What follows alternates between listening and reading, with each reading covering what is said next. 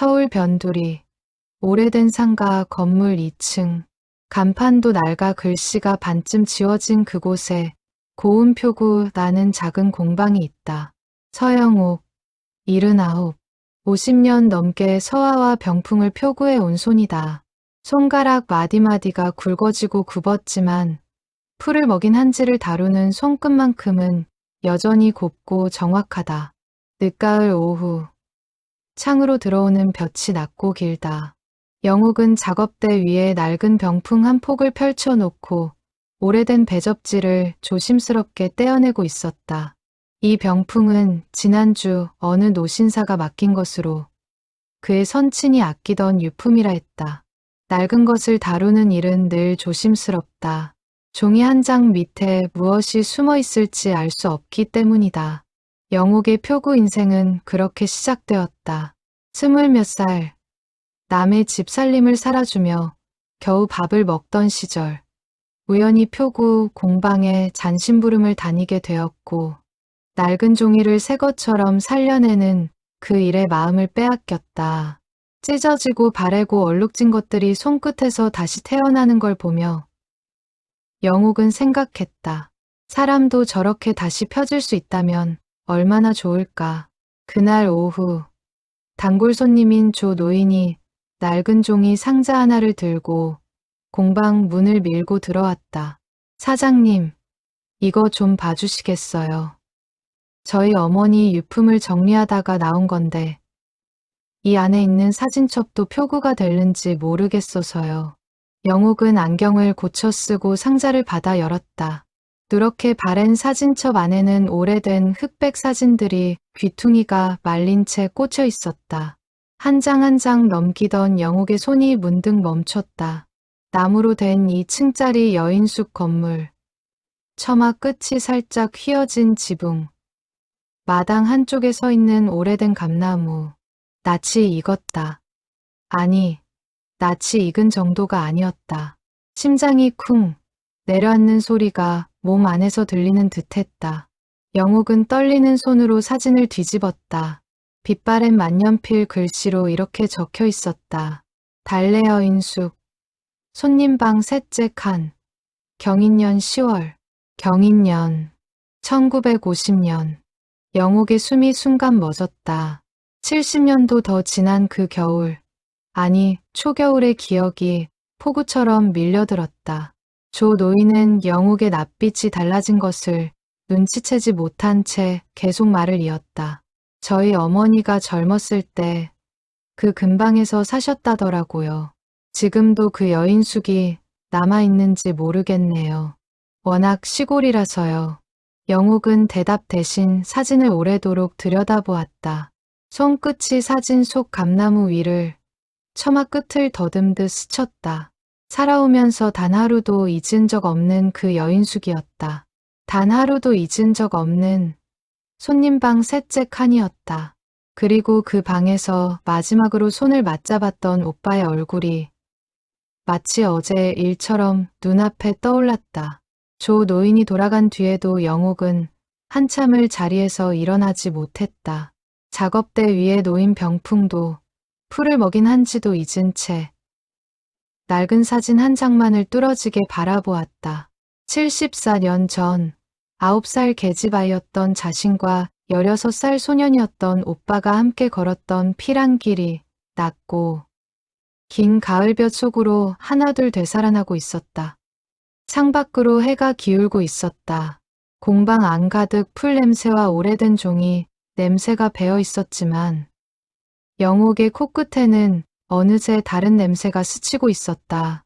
눈 덮인 산길의 매캐한 화약 냄새, 젖은 집신 냄새, 그리고 오빠의 등에서 나던 땀 냄새, 잊은 줄 알았던 냄새들이었다.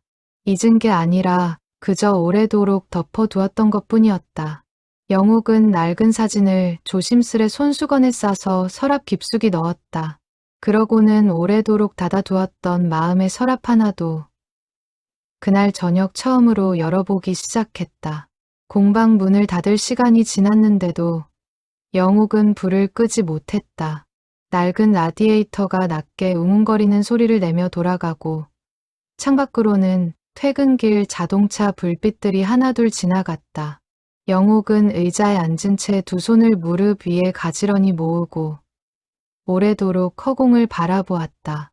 영옥에게는 매일 반복되는 습관이 하나 있었다. 저녁마다 표구를 마친 작품들을 다시 한번 살피며 종이의 결을 손끝으로 확인하는 일이었다. 오늘도 다르지 않았다. 다만 오늘은 그 손끝이 자꾸만 멈추었다. 낡은 병풍의 모서리를 만지다가도 마음은 자꾸만 사진 속 그 감나무 아래로 돌아갔다. 딸 지은에게서 전화가 걸려온 것은 그 무렵이었다. 엄마, 저녁 안 드셨죠? 오늘 좀 일찍 들어가세요. 지은의 목소리는 언제나처럼 씩씩했다. 영옥은 그래, 곧 갈게 하고 짧게 답했지만 평소와 다른 기색을 딸이 눈치채지 못하게 하려고 일부러 목소리를 가다듬었다. 아직은 아무에게도 말할 준비가 되지 않았다. 전화를 끊고 나서도 영옥은 자리를 뜨지 못했다. 공방 벽에 걸린 오래된 시계가 9시를 알리는 소리를 냈다.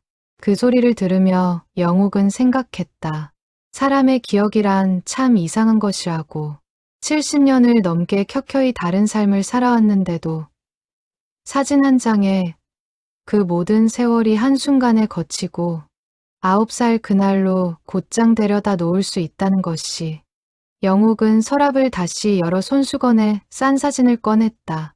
등불 아래 다시 들여다본 여인숙 사진은 낮에 보았을 때보다 더 또렷하게 옛 기억을 불러왔다. 나무 기둥에 새겨진 옹이 자국, 처마 밑에 걸려있던 집신 두 켤레, 마당 한쪽의 우물가, 그 모든 것이 마치 어제 다녀온 곳처럼 선명했다. 영옥은 눈을 감았다. 감은 눈 속에서 여려서 소년의 목소리가 들려오는 듯했다. 영옥아, 무서워하지 마. 오빠가 있잖아. 그 목소리는 세월에 닳지 않고 고스란히 남아있었다. 오히려 나이가 들수록 더 또렷해지는 것 같았다. 젊은 날에는 살아내기 바빠 밀쳐두었던 기억들이 이제는 조용한 밤마다 하나씩 찾아와 문을 두드렸다. 영옥은 표구를 하며 평생 낡은 것들을 만졌다. 찢어진 서화, 색이 바랜 병풍, 좀먹은 족자. 사람들은 그것들을 버리려다가도 차마 그러지 못해 영옥의 공방으로 가져왔다. 낡았다고 해서 마음까지 낡은 것은 아니었기 때문이다. 영옥은 그 마음을 이해했다. 어쩌면 그래서 이 일을 오래도록 놓지 못했는지도 몰랐다. 낡은 것을 살려내는 일이 곧 자신의 마음을 살려내는 일과 다르지 않다고 여겼는지도 모른다. 그날 밤 영옥은 늦도록 잠을 이루지 못했다. 자리에 누워서도 천장을 바라보며 생각했다. 그 여인숙이 그 손님방 셋째 칸이 지금도 그 자리에 남아있을까? 남아있다면 그곳에 가면 무엇을 찾을 수 있을까? 어쩌면 아무것도 찾지 못할지도 몰랐다. 그러나 영옥은 알고 있었다. 이제는 가야 한다는 것을. 더 늦기 전에 두 다리로 걸을 수 있을 때 그 문을 다시 두드려야 한다는 것을. 창밖으로 초겨울 바람이 낮게 지나갔다. 영옥은 오래도록 뒤척이다가 새벽녘이 되어서야 얕은 잠에 들었다. 꿈속에서 영옥은 9살 계집아이가 되어 눈 덮인 산길을 걷고 있었다. 앞서 걷는 오빠의 등이 멀어졌다 가까워졌다 하며 눈앞에 아른거렸다. 날이 밝았을 때 영옥은 여느 때보다 일찍 눈을 떴다. 창밖은 아직 푸르스름했고 골목 어귀에서 두부장수의 발소리만이 낮게 들려왔다. 영옥은 이불을 개고 앉아 손수건에 싸두었던 사진을 다시 꺼내 보았다. 밤새 뒤척이며 마음은 이미 정해져 있었다. 더는 미룰 수 없었다. 영옥은 낡은 수첩을 꺼내 그 여인숙이 있던 마을의 이름을 적어 보았다. 달래골. 기억 속 지명이 정확한지조차 자신할 수 없었지만 손끝은 망설임 없이 그 세 글자를 써 내려갔다. 70년이 넘도록 단 한 번도 입 밖에 낸 적 없는 이름이었다. 그런데도 그 이름은 마치 어제 배운 말처럼 입에 착 감겼다. 그날 아침 공방으로 향하는 발걸음이 유난히 무겁고도 가벼웠다.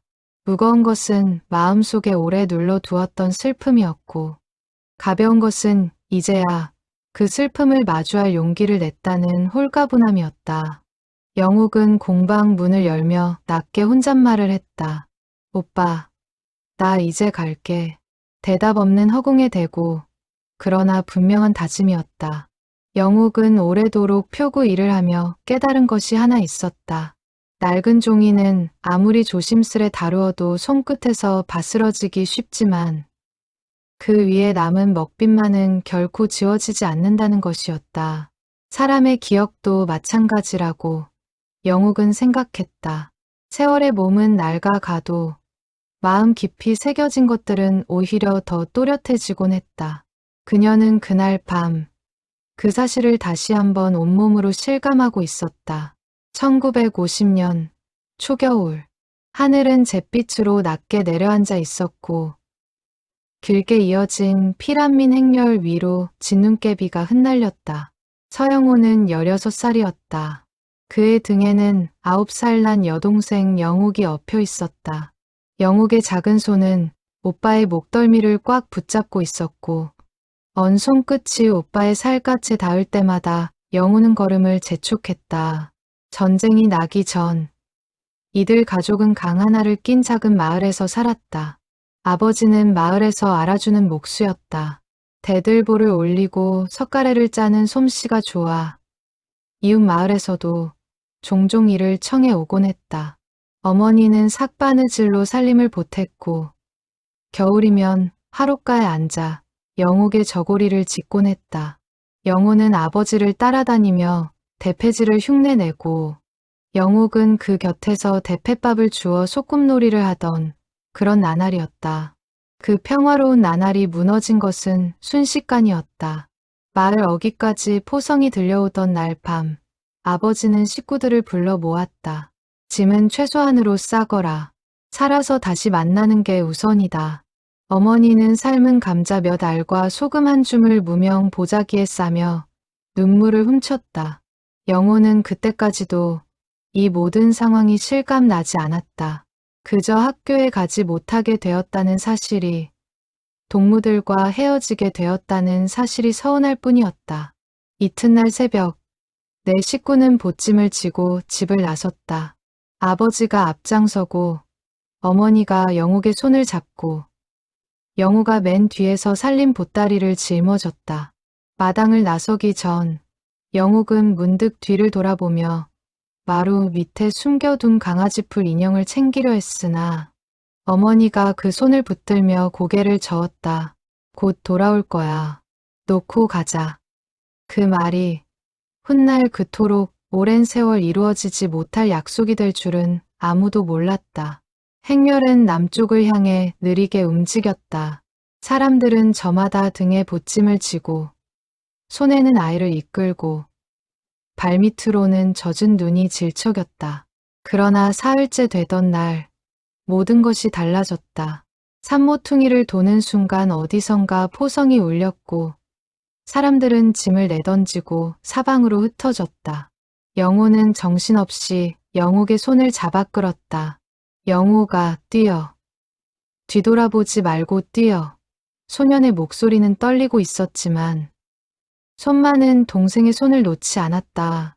혼란이 잦아들었을 때 영호와 영욱은 낯선 상기슬게 남아 있었다. 함께 걷던 아버지도 어머니도 어디에도 보이지 않았다. 영호는 목이 쉬도록 부모를 불렀다. 그러나 돌아오는 것은 바람 소리뿐이었다. 영욱은 오빠의 다리를 붙잡고 울음을 터뜨렸다. 오빠, 엄마는? 아버지는 어디 갔어? 영호는 대답하지 못했다. 대답할 말을 찾지 못한 채 동생을 끌어안고 함께 주저앉았다. 해가 저물기 시작하자 영호는 마음을 다잡았다. 울고만 있을 수는 없었다. 그는 동생의 눈물을 소매자락으로 닦아주며 말했다. 영호가, 아버지랑 어머니는 분명 우리를 찾고 계실 거야. 우리도 남쪽으로 가야 해.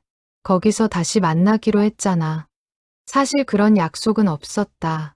그러나 영호는 동생을 안심시키기 위해, 그리고 어쩌면 스스로를 다잡기 위해 그렇게 말할 수밖에 없었다.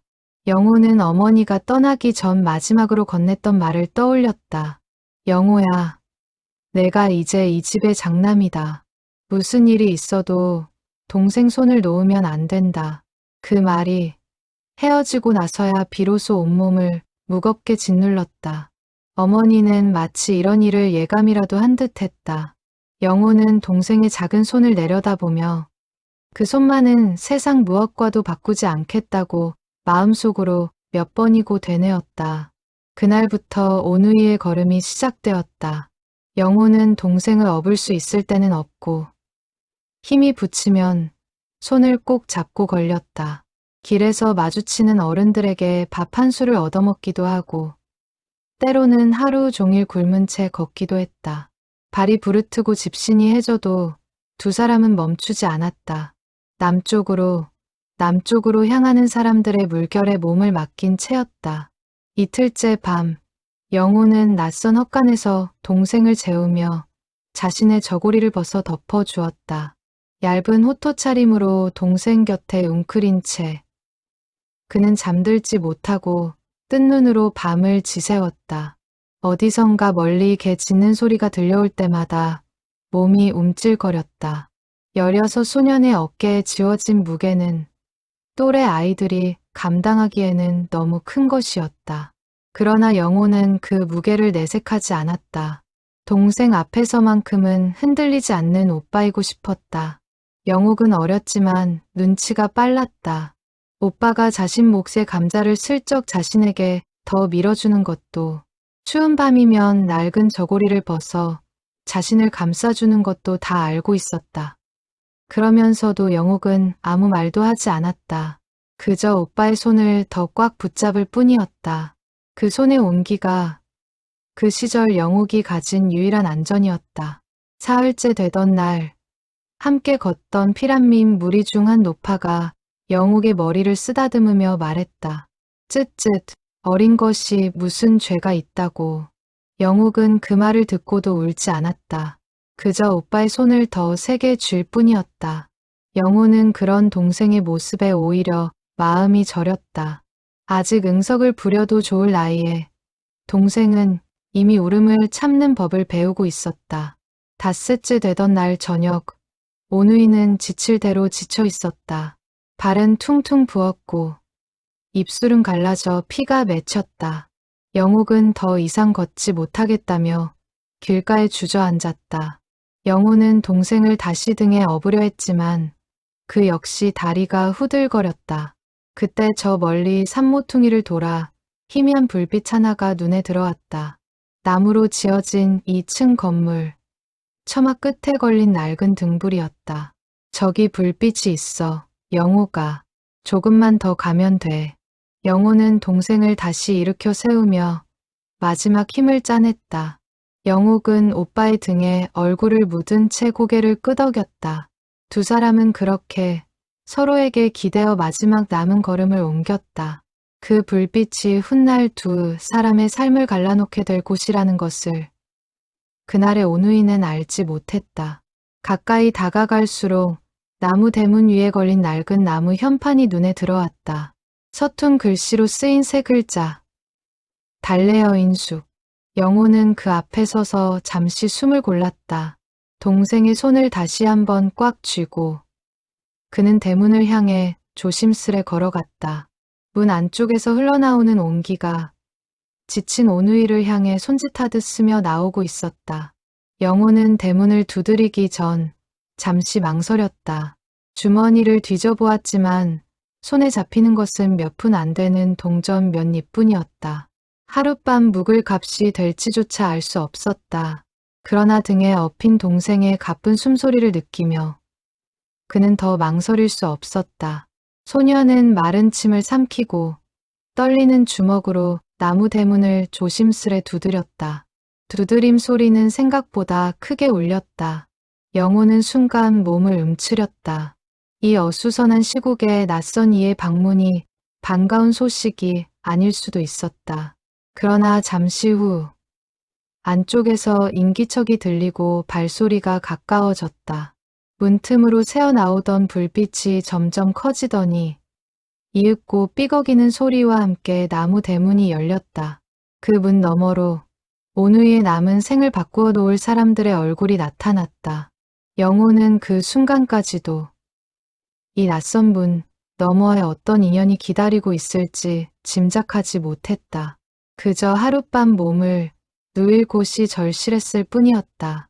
그러나 세상일이란 참으로 알 수 없는 것이어서 그 하룻밤의 인연이 훗날 3대에 걸쳐 이어지는 깊은 정으로 자라날 줄은 그 누구도 헤아리지 못했다.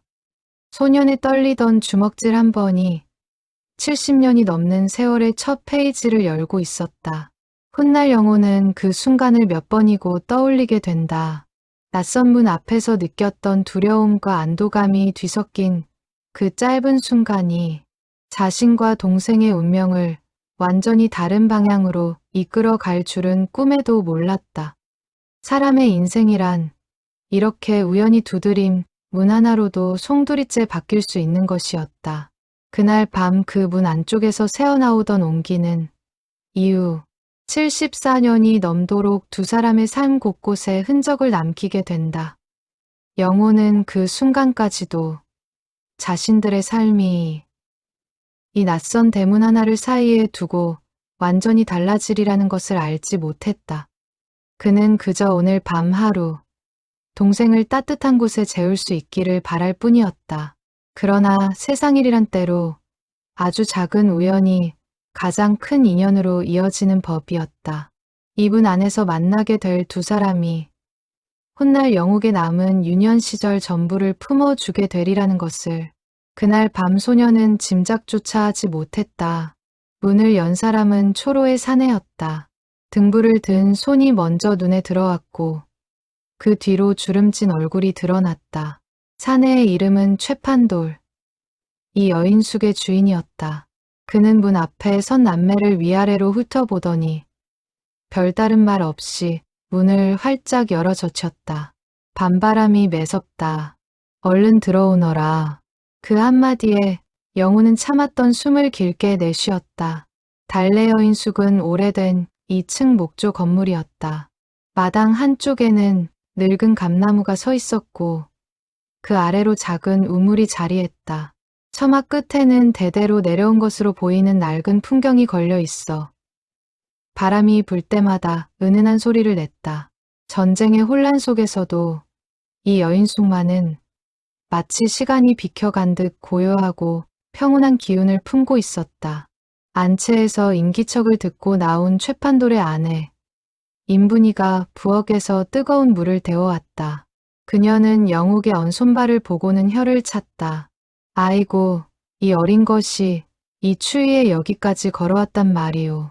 인분이는 마른 수건으로 영옥의 발을 정성껏 감싸 주었다. 영옥은 그 손길이 낯설면서도 따뜻해 눈물이 핑 돌았다. 어머니를 떠올리게 하는 손길이었다. 최판돌 부부에게는 슬하의 자식이 없었다. 몇 해 전 돌림병으로 어린 아들을 잃은 뒤 부부는 그 슬픔을 마음 한구석에 묻은 채 여인숙을 지키며 살아왔다. 그래서인지 두 사람은 낯선 오누이를 보는 눈빛부터가 남달랐다. 인분이는 영옥의 얼굴을 오래도록 바라보다가 문득 죽은 아들의 나이 또래였을 것이라는 생각에 코끝이 시큰해졌다. 최판돌 부부는 오누이에게 저녁으로 보리죽 한 그릇씩을 내주었다. 넉넉하지 않은 살림에도 부부는 조금도 아까워하는 기색이 없었다. 요즘 같은 세상에 어디 내 것 내 것을 가리겠나. 다 같이 살아야지. 최판돌은 그렇게 말하며 영호의 어깨를 툭툭 두드렸다. 그 손길에서 느껴지는 온기가 영호에게는 오래도록 잊지 못할 것이 되었다. 그는 죽을 뜨는 내내 동생의 그릇에 자꾸만 눈길을 주었다. 동생이 배불리 먹는 모습을 보는 것만으로도 마음이 놓였다. 저녁을 먹은 뒤 인분이는 오누이를 2층 손님방으로 안내했다. 좁은 나무 계단을 오르며 그녀가 말했다. 오늘은 손님이 없으니 셋째 칸에서 편히 자거라. 아랫목이 제일 따뜻한 방이다. 방문을 열자 나무 냄새와 옅은 곰팡내가 섞인 공기가 훅 끼쳐왔다. 방 안에는 낡은 이불 한 채와 반다지 하나가 전부였지만 오누이에게는 세상 어느 곳보다 아늑한 잠자리였다.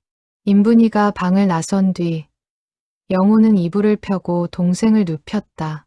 영옥은 며칠 만에 처음으로 몸을 닐 수 있는 자리를 얻은 것이 실감 나지 않는 듯 자꾸만 이불을 만지작거렸다.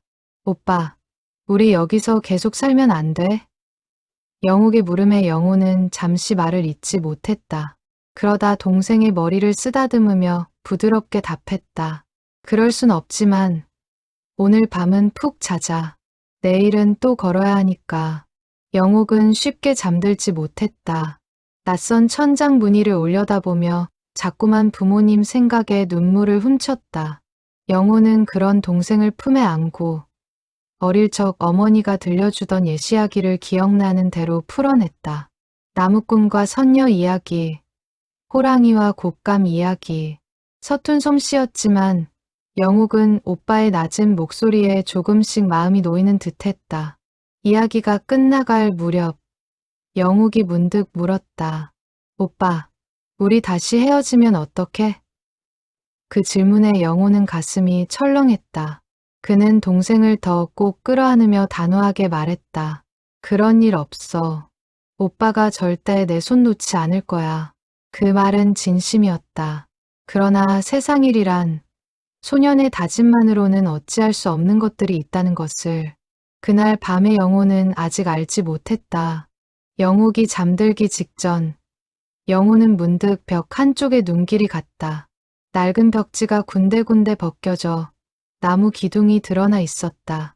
그는 품속에서 작은 못 하나를 꺼냈다. 아버지가 쓰던 연장통에서 몰래 챙겨온 것이었다. 영호는 나무 기둥에 조심스레 두 사람의 이름을 새겼다. 서영호, 서영호. 그리고 그 아래에 작은 글씨로 날짜를 새겼다. 경인년 10월 이틀. 오빠, 뭐해? 반쯤 잠든 영옥이 눈을 비비며 물었다. 영호는 동생을 돌아보며 웃었다. 우리가 여기 왔었다는 표시야. 나중에 다시 이 방에 오면 우리가 여기서 하룻밤 잤다는 걸 알 수 있게. 영옥은 그 말이 무슨 뜻인지 다 이해하지 못했지만 왠지 마음이 놓였다. 그 이름 두 글자가 세상 어딘가에 자신들의 자리를 새겨놓은 것 같았다. 영호는 못을 다시 품속에 넣으며 동생 곁에 누웠다. 그는 동생의 등을 가만히 토닥이며 나직이 덧붙였다. 영호가 세상이 아무리 어지러워도 이 이름만은 여기 그대로 있을 거야. 우리가 어디에 있든 여기로 오면 우리가 함께였다는 걸 알 수 있어. 영옥은 그 말을 자장가처럼 들으며 스르르 잠에 빠져들었다. 오빠의 그 다짐이 훗날 정말로 두 사람을 다시 이어주는 실마리가 되리라는 것을 그날 밤에는 오직 벽에 새겨진 이름만이 알고 있었다. 영호는 새긴 글씨 위를 손끝으로 몇 번이나 쓸어 보았다. 나무의 결이 못 자국을 따라 거칠게 일어나 있었다.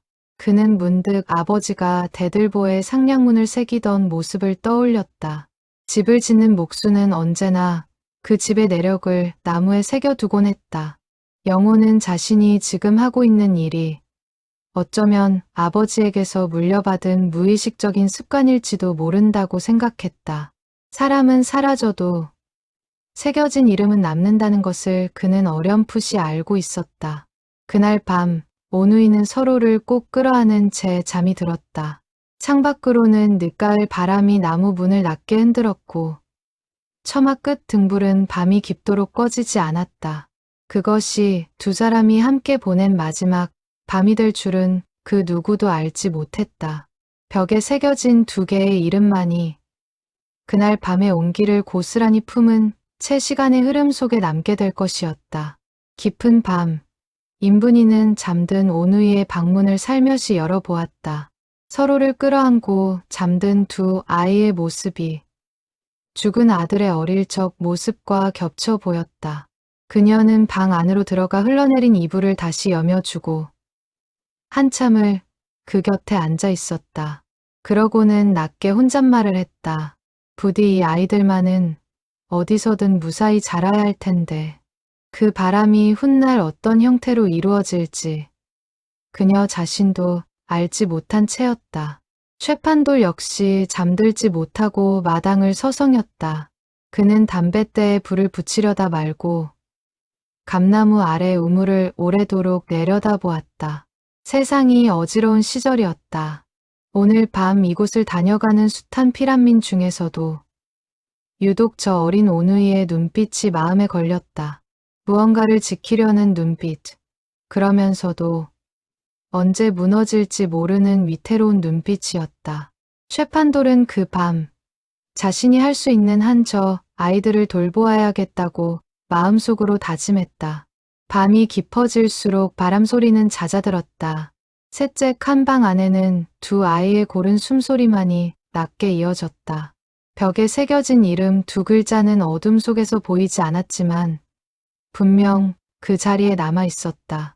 마치 그날 밤의 약속을 세월이 아무리 흘러도 잊지 말아달라고 새겨둔 듯이 훗날 그 방을 찾아올 어느 늙은 여인의 손끝이 언젠가 다시 그 이름을 어루만지게 될 것이라는 사실을 그날 밤에는 아무도 짐작하지 못했다. 새벽녘 영호는 잠결에 문득 눈을 떴다. 창밖으로 희미한 여명이 밝아오고 있었다. 그는 옆에서 곤히 잠든 동생의 얼굴을 오래도록 바라보았다. 며칠간의 고된 걸음에 지쳐 있으면서도 동생의 얼굴은 평온해 보였다. 영호는 그 얼굴을 눈에 담으며 낮게 다짐했다. 무슨 일이 있어도 이 아이만은 지켜내겠다고. 그것이 부모 없는 이 험한 길 위에서 16 소년이 스스로에게 건넨 가장 무거운 약속이었다. 인분이는 방을 나서기 전 문득 벽에 새겨진 글씨를 등불로 비추어 보았다. 서툰 소년의 손끝으로 새긴 이름이었지만 획 하나하나에 담긴 정성이 느껴졌다. 그녀는 그 글씨를 오래도록 들여다보다가 낮게 혼잣말을 했다. 이 아이들이 부디 어디서든 서로를 잊지 않기를. 그 바람이 훗날 어떤 형태로 얼마나 깊이 이루어질지는 그녀 자신도 짐작하지 못했다. 그저 낯선 두 아이가 무사하기만을 바라는 순박한 마음이었을 뿐이다. 이튿날 아침 영호는 동트기 전 눈을 떴다.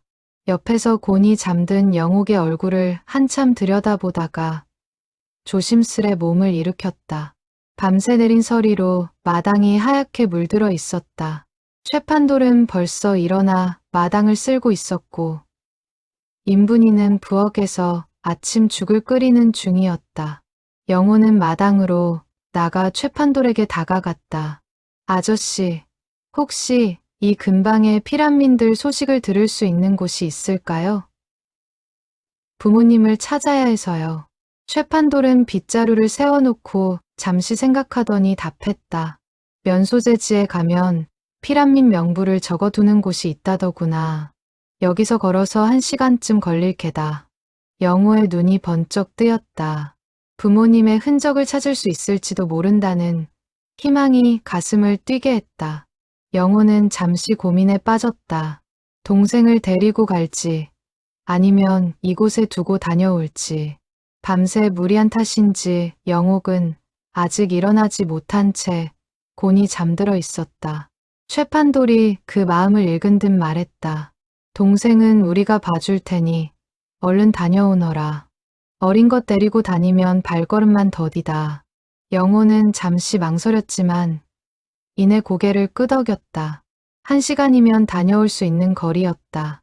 그리고 무엇보다 부모님의 소식을 하루라도 빨리 알고 싶었다. 영호는 잠든 영옥의 이마에 살며시 입을 맞추고 귓가에 낮게 속삭였다. 영호가, 오빠 잠깐 다녀올게. 금방 올 거야. 동생은 잠결에 작게 뒤척였을 뿐 눈을 뜨지 않았다. 영호는 그 모습을 오래도록 눈에 담은 뒤 방문을 조용히 닫고 계단을 내려갔다. 그것이 훗날 그가 가장 후회하게 될 순간이 될 줄은 그때의 영호는 알지 못했다. 면소재지로 가는 길은 생각보다 멀었다. 영호는 몇 번이나 길을 잘못 들어 헤맸고 사람들에게 물어물어 겨우 명부를 적는 곳을 찾아냈다. 그러나 그곳에 적힌 수백 개의 이름 중에는 아버지와 어머니의 이름이 없었다. 실망한 마음을 안고 영호는 서둘러 발길을 돌렸다. 해가 벌써 중천을 지나고 있었다. 동생이 눈을 떴을 때 자신이 곁에 없다는 사실에 놀랄까봐 그는 걸음을 재촉했다. 그러나 여인숙으로 돌아가는 길목에서 영호는 예상치 못한 상황과 맞닥뜨렸다. 국군의 후퇴 행렬이 도로를 가득 메우고 있었던 것이다. 트럭과 군용 차량들이 줄지어 지나가고 헌병들이 길가의 민간인들을 통제하며 소리쳤다. 여기 길 막습니다. 다른 길로 돌아가세요. 영호는 여인숙 방향으로 가려 했지만 헌병에게 가로막혔다. 안 됩니다, 학생. 이 길은 지금 지나갈 수 없어요. 영호는 애가 탔다. 제 동생이 저기 여인숙에 있어요. 꼭 가야 해요.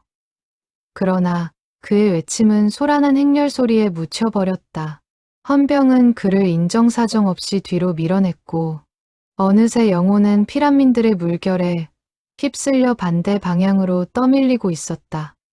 그는 몇 번이고 그 물결을 거슬러 돌아가려 했지만 사람들의 힘에 밀려 자꾸만 멀어져 갔다. 영호가, 영호가. 영호는 목이 터져라 동생의 이름을 불렀다. 그러나 대답은 돌아오지 않았다. 그는 필사적으로 몸을 돌리려 했지만 뒤에서 밀려오는 트럭, 행렬과 사람들의 물결에 떠밀려 점점 더 먼 곳으로 밀려나고 있었다. 눈앞이 흐려졌다. 이대로 동생을 두고 갈 수는 없었다. 그러나 그의 16살 몸으로는 그 거대한 흐름을 거스를 힘이 없었다. 그날 오후 여인숙에서는 인분이가 늦도록 돌아오지 않는 영호를 기다리며 안절부절 못하고 있었다. 영욱이 잠에서 깨어 오빠를 찾자 인분이는 애써 웃으며 둘러댔다. 오빠가 볼 일이 있어 잠깐 나갔단다. 곧 올 거야. 그러나 해가 저물도록 영호는 돌아오지 않았다. 인분이의 얼굴에서 웃음이 조금씩 지워지고 있었다. 영욱은 방문 앞에 쪼그려 앉아 오빠를 기다렸다. 저녁이 되고 밤이 되어도 오빠의 발소리는 들려오지 않았다. 9살 아이는 그 기다림의 의미를 아직 다 이해하지 못했다. 그저 오빠가 늦는다고만 생각했다. 그러나 인분이의 눈에는 이미 불길한 예감이 스치고 있었다. 이 어수선한 시국에 하루 종일 소식이 없다는 것이 무엇을 의미하는지 그녀는 너무나 잘 알고 있었다. 그날 밤 영욱은 셋째 칸방에 홀로 앉아 벽에 새겨진 2개의 이름을 손끝으로 더듬었다. 서영호, 서영호. 어제 오빠가 새겨준 그 이름이 오늘은 이상하게도 낯설고 아득하게 느껴졌다. 영욱은 그 이름을 몇 번이고 쓰다듬으며 중얼거렸다. 오빠, 빨리 와. 나 무서워. 그러나 방 안에는 그녀의 목소리만이 낮게 울릴 뿐이었다. 최판돌은 다음 날 새벽 직접 면소재지 쪽으로 나가 영호의 행방을 수소문했다. 길에서 만난 이들에게 16살 소년의 인상착의를 설명하며 물었지만 돌아오는 대답은 한결같았다. 그 난리통에 누가 누군지 어떻게 알겠소. 후퇴하는 군용 행렬에 휩쓸린 사람들이 어디로 흩어졌는지는 아무도 알지 못했다. 최판돌은 해가 저물도록 헤매다가 결국 빈손으로 여인숙에 돌아올 수밖에 없었다. 인분이는 돌아온 남편의 표정만 보고도 결과를 짐작했다. 그녀는 애써 담담한 척했지만 부엌 뒤편에서 몰래 눈물을 훔쳤다.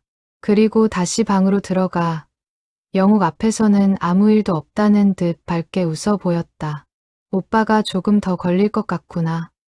우리랑 며칠 더 지내면서 기다리자. 영욱은 그 말을 고지곳대로 믿었다.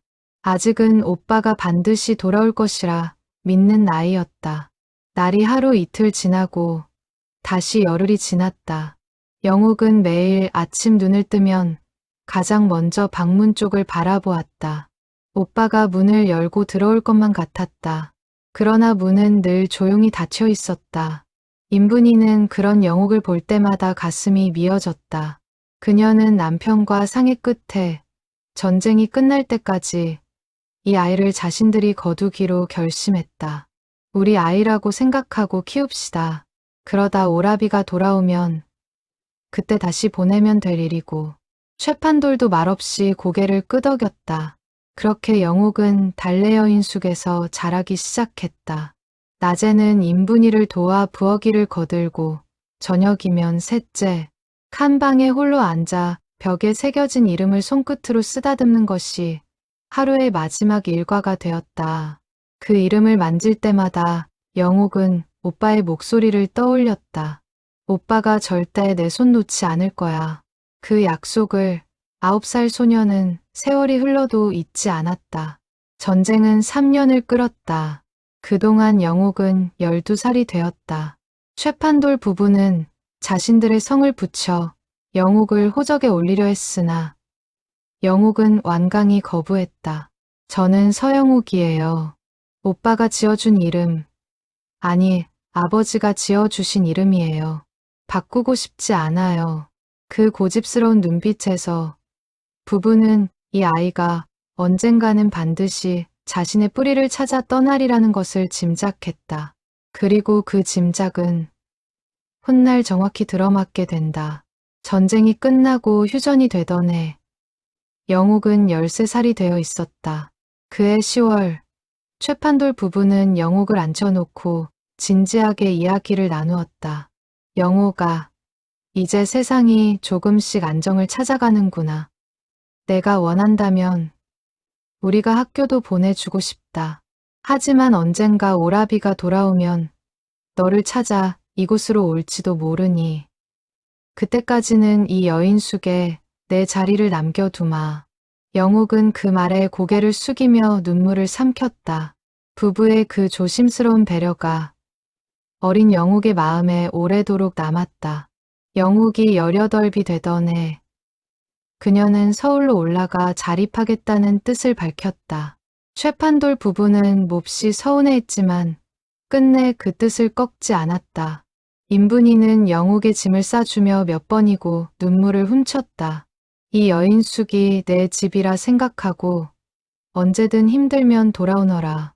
영옥은 그 말을 가슴 깊이 새기며 길을 나섰다. 떠나기 전날 밤, 그녀는 마지막으로 셋째 칸방에 홀로 앉아 벽에 새겨진 이름을 오래도록 어루만졌다.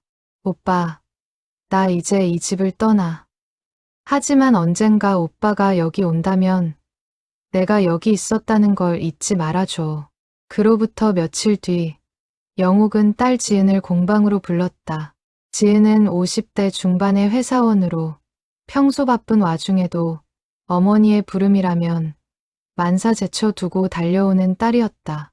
공방 문을 열고 들어선 지은은 평소와 다른 어머니의 표정의 걸음을 멈추었다. 엄마, 무슨 일 있어요?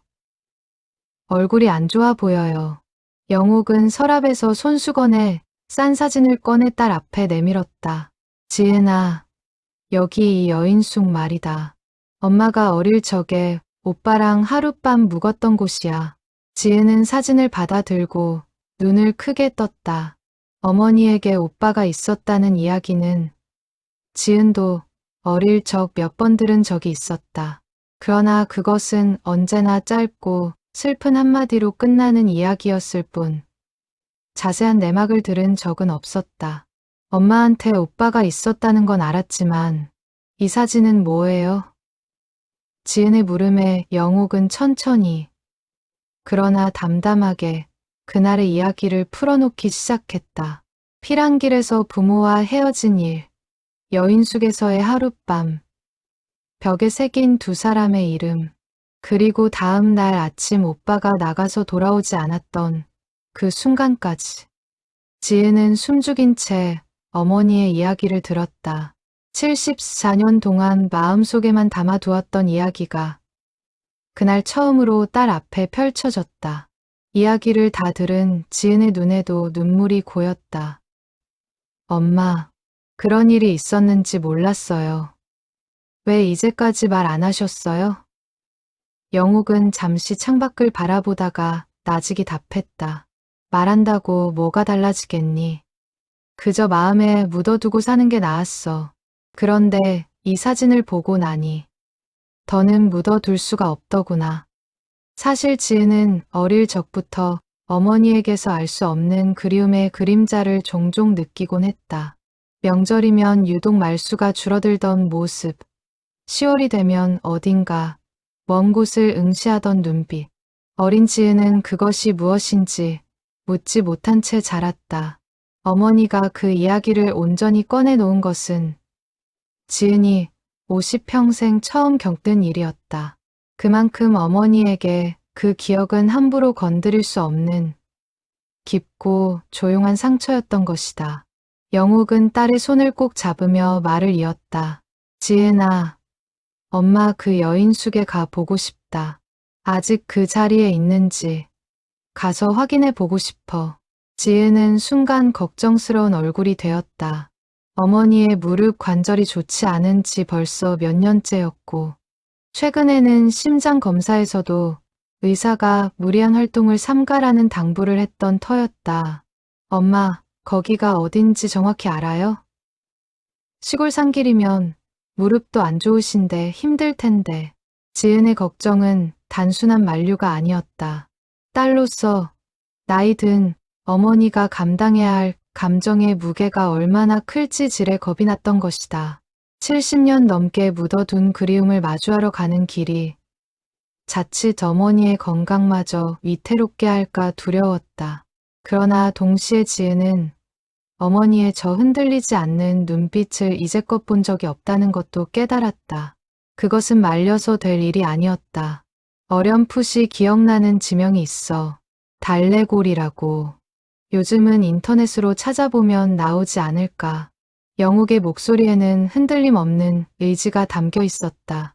지은은 그 눈빛을 보며 이것이 단순한 변덕이 아니라는 것을 깨달았다. 어머니가 평생 마음속에 묻어두었던 무언가가 이제야 세상 밖으로 나오려 하고 있었다.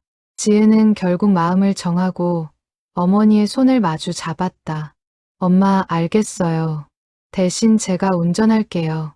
그리고 무리하다 싶으면 바로 쉬셔야 해요. 영욱은 딸의 그 말에 오래도록 웃음을 참지 못했다.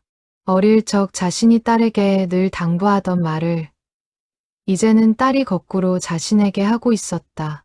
세월이 그렇게 돌고 도는 것을 실감하며 영욱은 딸의 손등을 가만히 쓰다듬었다.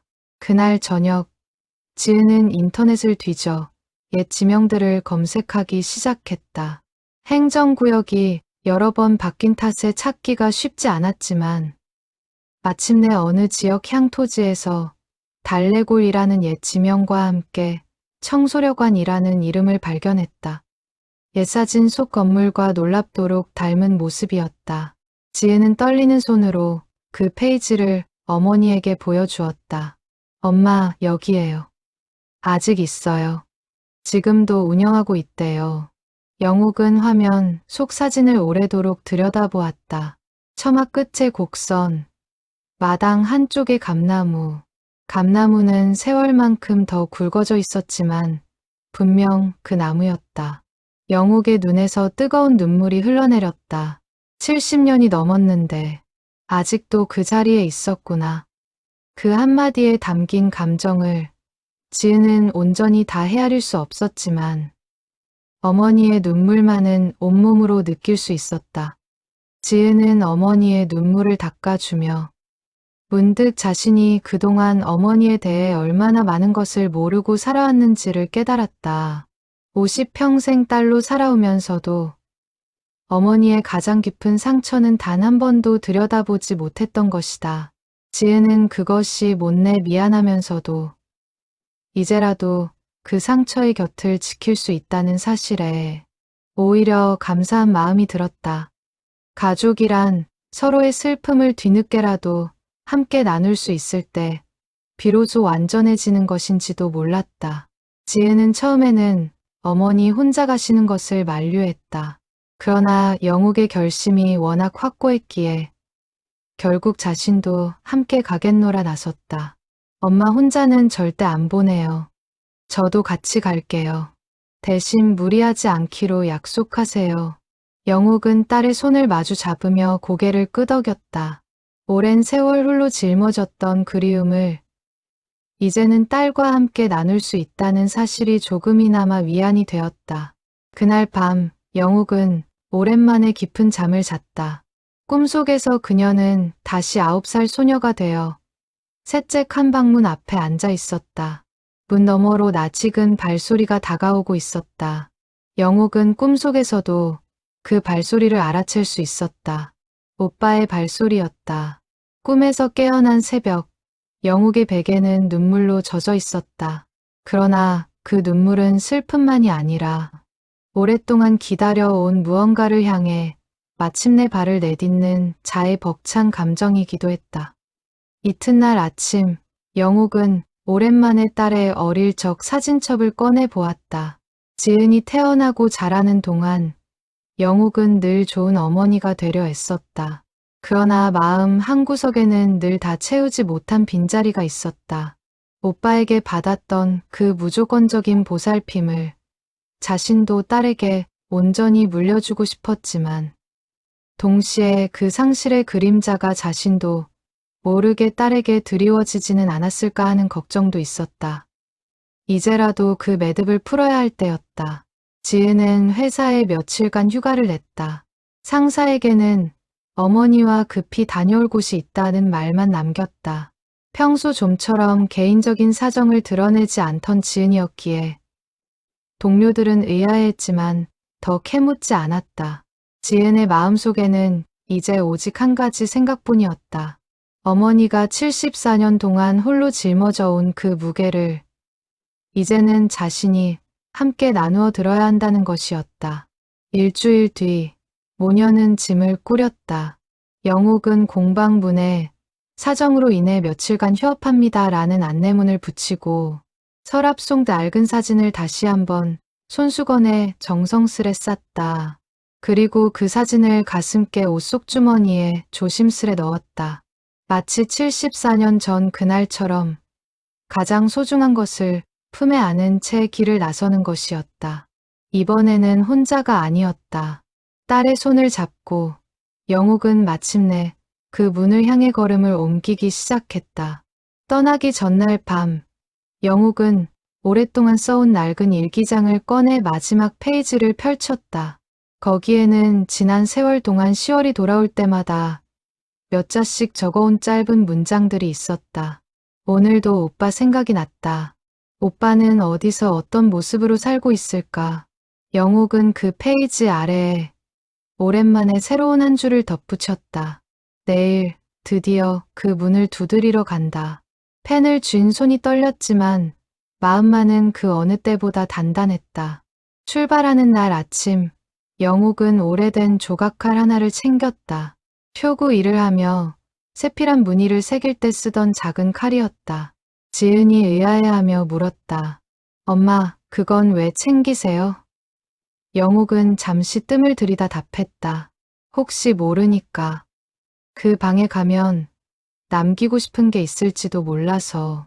그 말 속에 담긴 뜻을 지은은 다 헤아리지 못했지만 어머니의 눈빛에서 어떤 결연함을 느꼈다. 그것은 단순한 방문이 아니라 74년 만에 완성하려는 어떤 매듭이었다. 달래골로 가는 길은 예전과 완전히 달라져 있었다.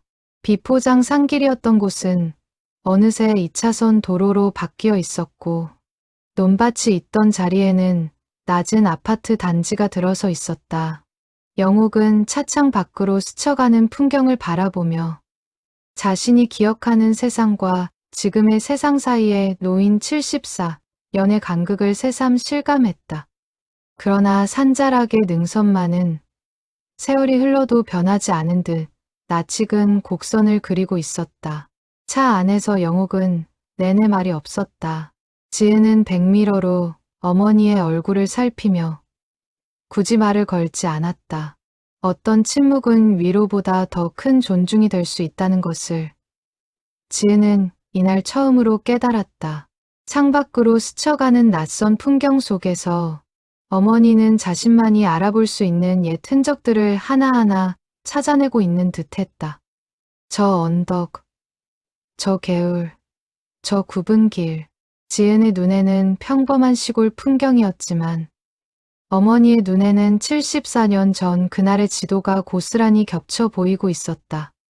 지은이 운전하는 차가 마을 어귀에 들어서자 영욱의 심장이 세차게 뛰기 시작했다. 지은이 걱정스레 괜찮으시냐 묻자 영욱은 가슴을 손으로 지그시 누르며 고개를 끄덕였다. 그저 마음이 좀 급해서 그렇다고 답하는 목소리가 가늘게 떨렸다.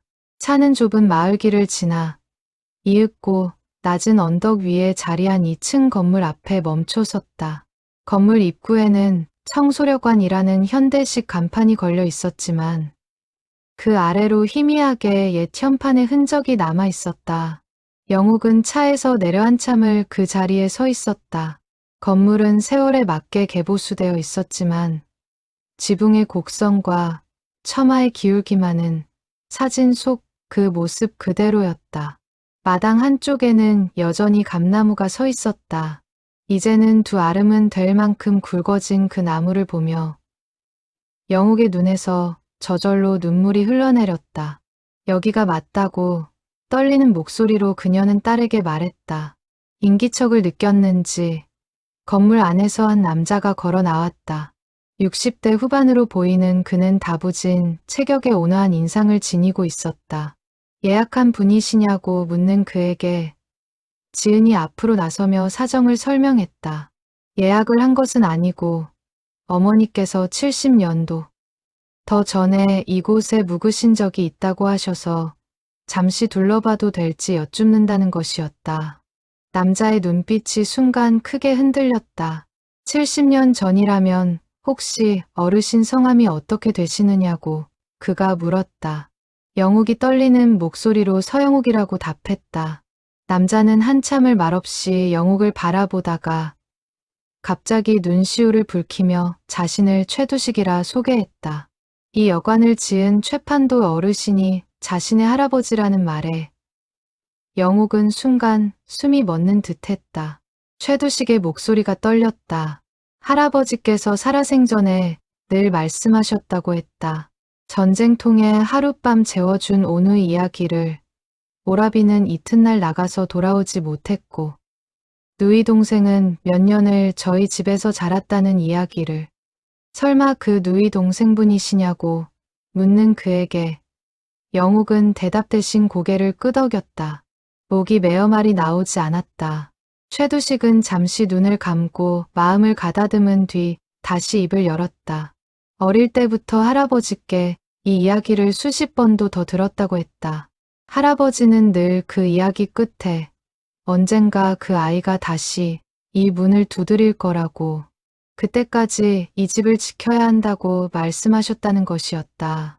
솔직히 그저 할아버지의 그리움 섞인 소망이라고만 생각했는데 오늘 정말로 그의 일이 눈앞에서 벌어지고 있다며 그의 목소리는 감격에 겨워 떨리고 있었다. 최두식은 두 사람을 안으로 안내하며 연신 놀란 표정을 감추지 못했다.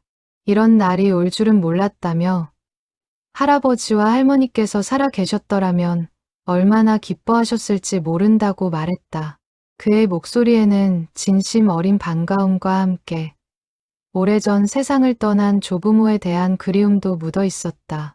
최판돌과 임분이는 이미 수십 년 전에 세상을 떠났고 여관은 아들을 거쳐 이제 손자인 최두식의 손에 있었다.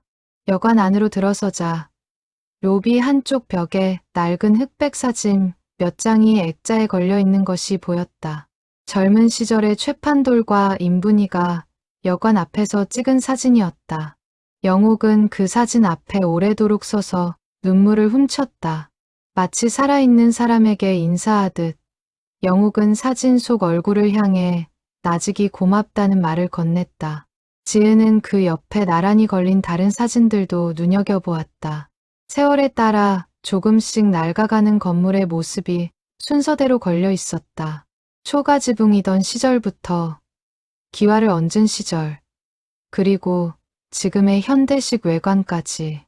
그 사진들 속에서 지은은 한 가문이 3대에 걸쳐 이 자리를 지켜온 세월의 무게를 고스란히 느꼈다. 낯선 오누이에게 베풀었던 작은 친절 하나가 이토록 오랜 시간 이어져 내려왔다는 사실이 새삼 놀라웠다. 최두식은 두 사람에게 차를 내오며 조심스레 오라버님 소식은 그 뒤로 들으셨는지 물었다. 영옥은 고개를 저었다. 74년 동안 단 한 번도 소식을 듣지 못했다며 살아있는지 어디에 있는지도 모른다고 했다. 그저 이 여인숙이 아직 남아있다는 걸 알고 혹시나 하는 마음에 와 보았다는 것이었다. 최두식의 표정이 복잡하게 변했다. 그는 무언가 말을 하려다 멈추고 다시 신중하게 입을 열었다. 그 방이 아직 남아있다고, 손님방 셋째 칸이라고 그는 말했다. 최두식은 찻잔을 내려놓으며 잠시 숨을 골랐다. 그의 표정에는 반가움과 조심스러움이 함께 서려 있었다. 그는 이제 막 알게 된 이 특별한 인연 앞에서 무엇을 먼저 말해야 할지 가늠하는 듯 보였다. 사실 저희 할아버지는 돌아가시기 전까지도 매년 10월이면 그 방문 앞에 한참을 앉아 계시곤 했다고 했다. 어릴 때는 그저 할아버지의 습관이거니 생각했는데 이제 와 생각해보니 그게 다 이유가 있었던 거였다며 그는 나직이 말을 이었다. 그 말에 영옥은 가슴이 먹먹해졌다. 낯선 오누이에게 하룻밤 잠자리를 내어주었던 그 인연이 최판돌 부부의 삶에도 이토록 깊은 흔적을 남겼다는 사실이 새삼 놀라웠다. 사람과 사람 사이의 정이란 짧은 하룻밤만으로도 평생을 이어질 수 있는 것이었다. 영옥은 그 마음의 무게를 온전히 느끼며 손수건으로 눈가를 눌렀다. 그 한마디에 영옥의 눈이 커졌다. 그 방이 아직도 있느냐는 물음에 최두식은 고개를 끄덕였다. 할아버지께서 그 방만은 손대지 말라고 유언처럼 당부하셨다며 지금도 손님을 받지 않고 그대로 보존하고 있다고 했다. 이유는 자신도 자세히 몰랐는데 오늘 어르신 이야기를 들으니 이제야 알겠다는 것이었다. 영옥은 두 손으로 입을 가린 채 흐느꼈다. 74년의 세월이 그 한마디 말 앞에서 무너져 내리고 있었다. 지은은 어머니의 어깨를 감싸 안으며 함께 눈물을 흘렸다. 창밖으로는 늦가을 오후의 볕이 낮게 드리워지고 있었다. 최두식은 자리에서 일어나며 그 방으로 올라가 보시겠느냐고 조용히 물었다. 영옥은 떨리는 손으로 지은의 손을 잡았다. 74년 전 그날처럼 두 사람은 함께 계단을 오르기 시작했다. 나무 계단은 낡았지만 여전히 견고했다. 한 걸음씩 오를 때마다 영옥의 마음속에서는 9살 소녀의 발걸음과 79 노인의 발걸음이 겹쳐지고 있었다. 계단은 12칸이었다. 영옥은 그 숫자마저 또렷이 기억하고 있었다. 어린 시절 오빠의 등에 엎혀 오르던 그 계단을 이제는 자신의 두 다리로 딸의 부축을 받으며 오르고 있었다. 한 칸 한 칸을 오를 때마다 심장이 세차게 뛰었다. 마치 그 계단의 끝에서 74년 전 그 밤이 고스란히 자신을 기다리고 있을 것만 같았다.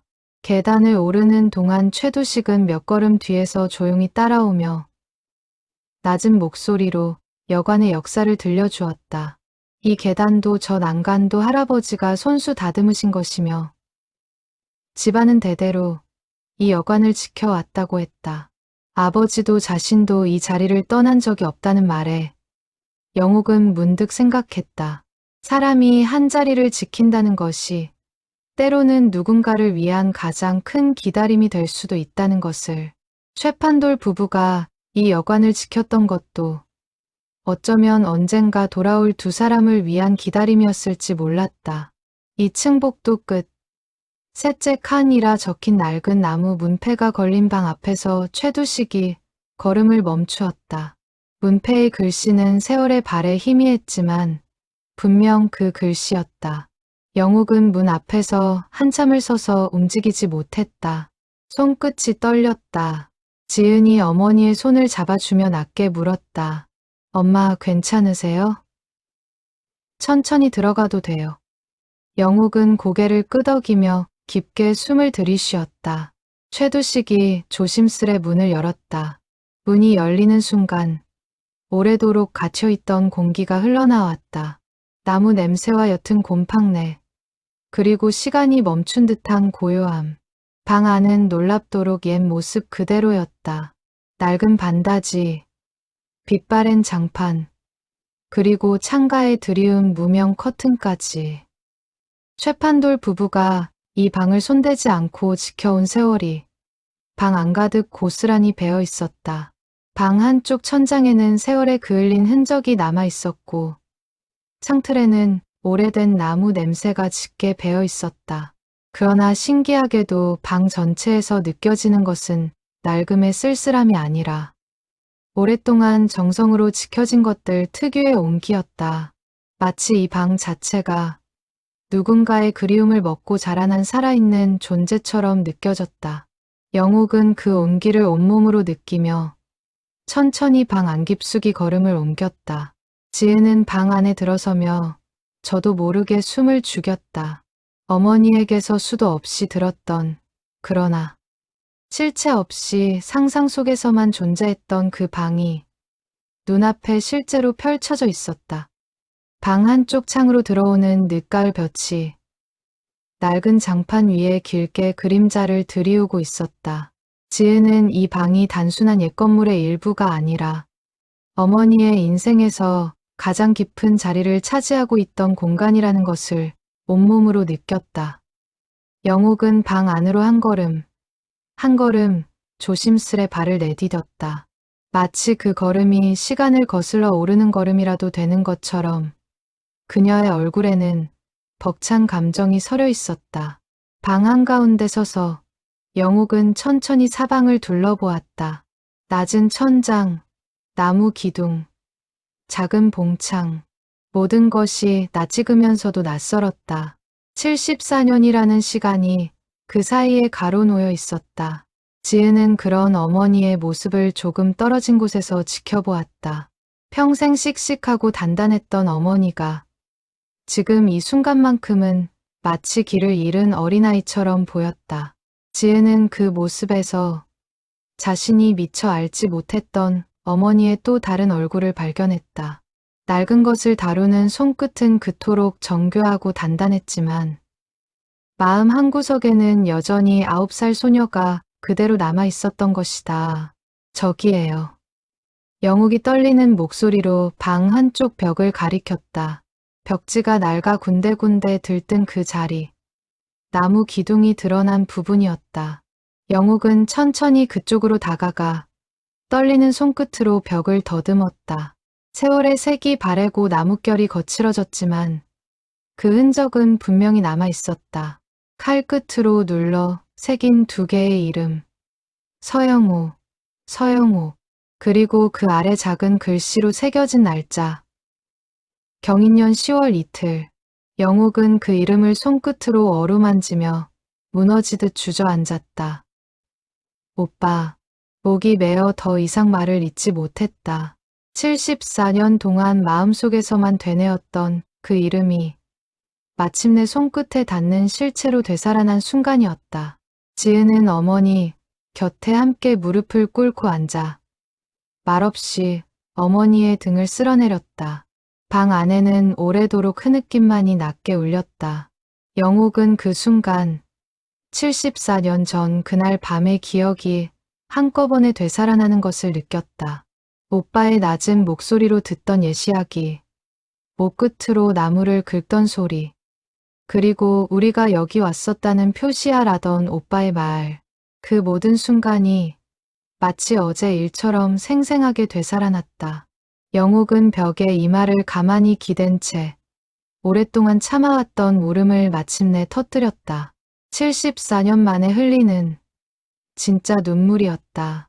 최두식은 문가에 서서 그 모습을 조용히 지켜보았다. 그의 눈시울도 붉어져 있었다. 한참 후 그는 조심스레 입을 열었다. 어르신, 사실 보여드릴 게 하나 더 있습니다. 영옥이 눈물을 닦으며 그를 올려다보았다. 최두식은 방을 나가더니 잠시 후 오래된 나무 상자 하나를 안고 돌아왔다. 상자의 겉면에는 세월의 흔적이 가득했지만 자물쇠만은 누군가 정성껏 관리해 온 듯 반질반질했다. 최두식은 상자를 두 손으로 조심스레 받쳐 들고 있었다. 마치 오랜 세월 지켜온 약속을 이제야 온전히 전달할 수 있게 된 것에 안도하는 듯한 표정이었다. 실은 이 상자를 볼 때마다 언제쯤 이 상자의 주인이 나타날까 늘 궁금했습니다.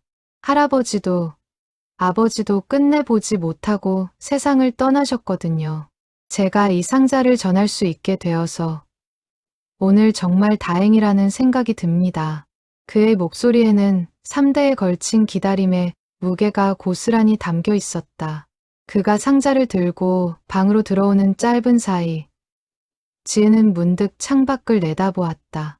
마당의 감나무 가지 사이로 노을이 붉게 스며들고 있었다. 지은은 그 풍경을 보며 생각했다. 이 방 안에서 지금 벌어지고 있는 일이 단순히 어머니 한 사람의 사연이 아니라는 것을, 최판돌과 인분이 그리고 그들의 아들과 손자에게까지 이어진 이 조용한 약속이 마침내 오늘 이 순간을 위해 존재해 온 것 같았다. 이건 할아버지께서 남기신 상자입니다. 이 방 반다지 밑바닥에 숨겨져 있던 건데 할아버지가 돌아가시기 전 아버지께 신신당부하셨답니다. 절대 함부로 열지 말고 언젠가 그 온누이 중 누군가 찾아오면 그때 전해주라고요. 최두식의 목소리가 떨렸다. 아버지도 돌아가시면서 저에게 같은 말씀을 남기셨어요. 오늘까지 이 상자를 열어본 적이 없습니다. 영옥은 상자를 두 손으로 받아들었다. 손끝이 가늘게 떨렸다. 지은이 조심스레 물었다. 엄마, 열어보시겠어요? 영옥은 대답 대신 천천히 고개를 끄덕였다. 낡은 자물쇠는 세월에 녹슬어 있었지만 최두식이 미리 준비해온 열쇠로 어렵지 않게 열렸다. 상자 뚜껑을 여는 순간 영옥의 숨이 멎었다. 최두식은 열쇠를 건네며 낮게 말했다. 할아버지가 남기신 열쇠입니다. 아버지도 저도 이 열쇠를 손에 쥘 때마다 늘 조심스러웠어요. 언젠가 이 열쇠를 써야 할 순간이 온다면 그건 아주 특별한 순간일 거라고 생각했거든요. 그의 말에 영옥은 고개를 끄덕이며 열쇠를 받아들었다. 차가운 쇠붙이의 감촉이 74년이라는 시간의 무게를 고스란히 전해오는 듯했다. 상자를 여는 그 짧은 순간이 영옥에게는 74년의 세월만큼이나 길게 느껴졌다. 그녀는 어린 시절 오빠와 나누었던 무수한 약속들, 그리고 그 약속을 지키지 못한 채 흘러간 세월을 한꺼번에 떠올렸다. 이 상자 안에 무엇이 들어있든 그것은 이미 그 자체로 하나의 대답이었다. 오빠가 자신을 잊지 않았다는 가장 확실한 증거였다. 영옥은 마른 침을 삼키며 뚜껑을 마저 밀어 올렸다. 상자 안에는 누렇게 바랜 종이 뭉치와 함께 낡은 숙박부 한 권이 들어 있었다. 그리고 그 위에 작은 나무 팻말 하나가 놓여 있었다. 팻말에는 최판돌의 손글씨로 이렇게 적혀 있었다. 언젠가 이 문을 다시 두드릴 그 아이를 위하여. 영옥은 그 팻말을 두 손으로 감싸 쥔 채 한참을 아무 말도 하지 못했다. 방 안가득 74년의 세월을 뛰어넘은 고요한 울림이 퍼지고 있었다. 지은은 어머니의 어깨 너머로 상자 안을 들여다보며 낡은 숙박부의 표지를 조심스레 매만졌다. 표지에는 붓글씨로 달래여인숙 숙박기라고 적혀 있었고 모서리는 수십 년의 손길에 닳아 둥글게 마모되어 있었다. 지은은 문득 이 상자가 단순한 유품이 아니라 누군가의 오랜 기다림이 응축된 시간의 캡슐이라는 생각이 들었다. 그리고 그 안에 담긴 것이 무엇일지 왠지 모를 예감에 가슴이 떨려왔다. 최두식은 두 사람에게 자리를 내어주려는 듯 조용히 한 걸음 물러섰다. 천천히 보십시오. 저는 아래층에 있겠습니다. 그가 방을 나서려 하자 영욱이 손을 들어 그를 붙잡았다. 아니에요. 최 사장님. 이건 최 사장님 가족의 이야기이기도 해요. 함께 봐주세요. 최두식은 잠시 머뭇거리다가 이내 고개를 끄덕이며 다시 자리에 앉았다. 세 사람은 그렇게 낡은 상자를 가운데 두고 나란히 둘러앉았다. 영욱은 떨리는 손으로 낡은 숙박부를 펼쳤다. 누렇게 바랜 종이 위에 붓글씨와 만년필 글씨가 세월에 따라 뒤섞여 있었다. 대부분은 낯선 이름들이었지만 최두식이 손끝으로 짚어준 페이지에는 낯익은 이름이 반복해서 적혀 있었다. 서영호. 매년 10월 이틀 같은 이름이 숙박부에 어김없이 등장하고 있었다. 영욱의 목소리가 떨렸다. 이게 어떻게 된 거예요? 최두식은 조심스레 설명을 이어갔다. 할아버지 말씀으로는 전쟁이 끝나고 몇 년 뒤부터 매년 10월 이틀이면 한 남자가 이 여관을 찾아왔다고 했다. 하룻밤 셋째 칸에 묵기를 청했는데 할아버지는 그 방을 이미 비워두고 계셨던 터라 늘 그 방을 내주셨다는 것이었다. 영욱은 숨을 죽인 채 페이지를 넘겼다. 1953년부터 시작된 이름은 해가 바뀔 때마다 어김없이 그 자리에 적혀 있었다. 최두식은 잠시 숙박부를 덮고 창밖을 바라보며 말을 이었다. 할아버지는 돌아가시기 직전까지도 10월이 다가오면 유독 마당 청소를 손수하셨다고 했다. 최두식은 그것이 그저 노인의 오랜 습관인 줄로만 알았다. 이제 와 생각해보니 할아버지는 해마다 그 손님을 맞이할 준비를 하고 계셨던 것이었다. 누군가를 위해 문을 열어두는 마음이 어떤 것인지 그는 오늘에서야 온전히 이해하게 되었다고 말했다. 최두식은 할아버지에게서 전해 들은 이야기를 하나씩 풀어놓기 시작했다. 할아버지는 그 남자가 처음 찾아왔던 때를 또렷이 기억하고 있었다. 전쟁이 끝난 지 얼마 안 된 해, 남루한 차림의 청년이 마당에 들어서더니 혹시 셋째 칸에 묵을 수 있느냐고 물었다고 했다. 할아버지는 처음엔 그저 평범한 나그네인 줄로만 알았다. 그런데 그 청년이 방에 들어가 문을 닫고 밤새 흐느끼는 소리가 문 밖까지 새어나왔다는 것이었다. 할아버지도 처음엔 그저 우연이라 여겼다고 했다. 그런데 몇 해가 지나고 나서야 그 남자가 바로 그날 밤 여기 묵었던 오누이 중 오랍이라는 걸 알게 되었다고 했다. 남자는 매번 방에 들어가 하룻밤을 묵고 다음 날 새벽이면 말없이 떠났다. 할아버지가 몇 번이나 말을 붙여보려 했지만 남자는 그저 눈물만 흘리며 고개를 숙일 뿐이었다고 한다. 최두식의 목소리에 깊은 안타까움이 배어 있었다. 영욱은 숙박부를 넘기는 손을 멈추지 못했다. 1953년, 1954년, 1955년. 이름은 해마다 어김없이 반복되었다. 어느 해는 글씨가 흔들렸고 어느 해는 또박또박했다. 그 필체의 변화 속에서 영욱은 오빠가 살아온 세월의 굴곡을 어렴풋이 짐작할 수 있었다. 결혼을 했을까? 자식을 두었을까? 어떤 삶을 살았을까? 알 수 없는 물음들이 마음속에서 소용돌이쳤다. 숙박부의 마지막 몇 페이지에 다다랐을 때 영욱의 손끝이 멈추었다.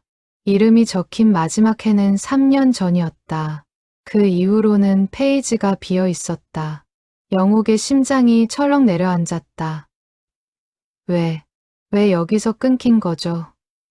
최두식은 잠시 말을 잇지 못하다가 조심스레 입을 열었다. 3년 전 그 해에는 어르신이 직접 오시지 못하고 대신 젊은 남자가 찾아왔다고 했다. 지은은 어머니의 등을 쓸어내리며 낮게 속삭였다. 엄마, 너무 자책하지 마세요. 엄마는 그때 9살이었잖아요. 어떻게 오빠를 찾아 나설 수 있었겠어요. 그러나 영욱의 마음속에서는 어른이 된 이후 수십 년 동안 왜 자신이 먼저 이 여인숙을 찾지 않았을까 하는 후회가 끊임없이 밀려오고 있었다. 살아내기 바빠서 혹은 다시 마주할 용기가 없어서 미뤄온 세월이 이제야 뼈아프게 다가왔다. 그 젊은 남자는 아버지가 편찮으셔서 더 이상 먼 길을 다닐 수 없게 되었다고 말했다. 그러면서 이 방에서 하룻밤 묵게 해달라 부탁했다. 아버지의 뜻을 대신 잊고 싶다고 했다. 최두식은 잠시 눈을 감았다가 다시 떴다. 그리고 이듬해부터는 그 젊은 남자도 더 이상 오지 않았다고 했다. 그 이상의 소식은 최두식도 알지 못한다며 그는 미안한 표정을 지었다. 영욱은 숙박부를 가슴에 꼭 끌어안았다. 3년 전이라는 그 시점이 무엇을 의미하는지 그녀는 짐작하고 싶지 않았다. 그러나 마음 한구석에서는 이미 예감이 스미고 있었다. 오빠가 이제는 이 세상 사람이 아닐지도 모른다는 예감이었다. 그러나 동시에 그 예감과는 다른 감정도 함께 밀려왔다. 70년 넘게 오빠는 단 한 해도 거르지 않고 이 방을 찾아왔었다. 그것은 살아남은 사람이 그리운 사람에게 보낼 수 있는 가장 조용하고도 가장 뜨거운 사랑의 방식이었다. 지은은 어머니의 손을 꼭 잡으며 함께 눈물을 흘렸다. 그녀는 문득 어린 시절 명절마다 말수가 줄어들던 어머니의 모습이 떠올랐다. 그 침묵의 시간 동안 어머니는 얼굴도 잊혀가는 오빠를 그리워하고 있었을 것이다. 그리고 놀랍게도 같은 시간 어딘가에서는 오빠 역시 똑같은 그리움을 안고 이 방을 찾아오고 있었다. 두 사람은 70년 넘게 같은 하늘 아래 살면서도 서로의 존재조차 확인하지 못한 채 각자의 방식으로 서로를 기다려온 것이었다. 최두식 또한 이 이야기를 전하며 여러 번 목이 메었다. 그의 할아버지와 할머니는 살아 계실 때 늘 이 이야기를 하시며 눈시울을 붉히셨다고 했다. 언젠가 저 어린 누이 동생이 다시 이 문을 두드릴 날이 올 거라고, 그날까지 이 방을 지켜야 한다고 늘 말씀하셨다는 것이었다. 오늘이 바로 그날이 될 줄은 최두식도 상상하지 못했다고 말했다. 그의 말에 영욱은 다시 한번 벽에 새겨진 이름을 어루만졌다. 최판돌 부부의 그 오랜 정성이 마침내 결실을 맺는 순간이었다. 그 젊은 남자분, 혹시 연락처를 남기셨나요? 지은이 조심스레 물었다. 최두식은 잠시 자리에서 일어나 아래층으로 내려가더니 낡은 방명록 한 권을 들고 돌아왔다. 손님들이 남기는 방명록인데 그때 그 남자도 여기에 짧은 글을 남겼다고 했다. 최두식은 페이지를 넘겨 한 곳을 짚었다. 방명록의 글씨는 젊은 사람의 필체답게 또렷했지만 곳곳에 눌린 자국이 있어 쓰는 이에 떨리는 손을 짐작하게 했다. 영욱은 그 글씨를 몇 번이고 눈으로 쓸어내렸다. 얼굴 한 번 본 적 없는 조카였다. 그러나 그 짧은 글 속에서 영욱은 이미 오빠가 평생 짊어졌을 그리움의 무게를 온전히 느낄 수 있었다. 아버지가 평생 그리워했다는 그 한 문장이 영욱의 가슴을 다시 한번 뜨겁게 적셨다. 거기에는 서툴지만 정성스러운 글씨로 이렇게 적혀 있었다. 아버지가 평생을 그리워하신 고모님, 언젠가 이곳에서 만나 뵙기를 바랍니다. 아버지를 대신하여 서민재 올림. 그 아래에는 전화번호 하나가 함께 적혀 있었다. 영욱은 그 번호를 뚫어지게 바라보았다. 손끝이 걷잡을 수 없이 떨렸다. 74년의 기다림 끝에 마침내 손에 닿을 듯한 곳까지 온 것이었다. 지은은 그 번호를 자신의 휴대전화에 조심스레 옮겨 적었다. 손이 떨려 2번이나 다시 눌러야 했다. 그녀는 문득 이 11자리 숫자가 어머니의 평생을 관통해 온 그리움의 마침표가 될 수도, 혹은 새로운 시작의 첫 문장이 될 수도 있다는 생각이 들었다. 어느 쪽이든 더는 미룰 수 없는 일이었다. 지은은 어머니를 바라보며 조용히 고개를 끄덕였다. 이제 남은 것은 용기를 내어 그 번호를 누르는 일뿐이었다. 최두식도 두 사람 곁에서 함께 숨을 죽였다. 그는 이 순간이 자신의 조부모가 평생 바라왔던 순간이라는 것을 알고 있었다. 그는 자신도 이 자리에서 함께 지켜봐도 되겠느냐고 조심스레 물었다. 할아버지께서 이 순간을 얼마나 기다리셨는지 대신 지켜보고 싶다는 마음에서였다. 영욱은 그의 손을 잡으며 고개를 끄덕였다. 낯선 온누이를 거두었던 마음이 3대를 거쳐 오늘 이 순간까지 이어지고 있었다. 엄마, 지은이 어머니의 손을 잡으며 조심스레 말했다. 전화해 볼까요? 영욱은 대답 대신 고개를 끄덕였다. 목이 메어 소리가 나오지 않았다. 창밖으로는 어느새 노을이 붉게 물들고 있었다. 셋째 칸 방 안, 벽에 새겨진 두 개의 이름 위로 그 붉은 빛이 조용히 내려앉고 있었다. 떨리는 손으로 영욱은 전화기의 번호를 눌렀다. 신호음이 몇 번 울리는 동안 방 안의 세 사람 모두 숨을 죽였다. 마침내 저편에서 낮은 남자의 목소리가 들려왔다. 여보세요. 영욱은 목이 메어 한참을 말을 잇지 못하다가 겨우 입을 열었다. 저, 서민재 씨 되십니까? 저는 서영욱이라고 합니다. 전화기 너머로 잠시 정적이 흘렀다.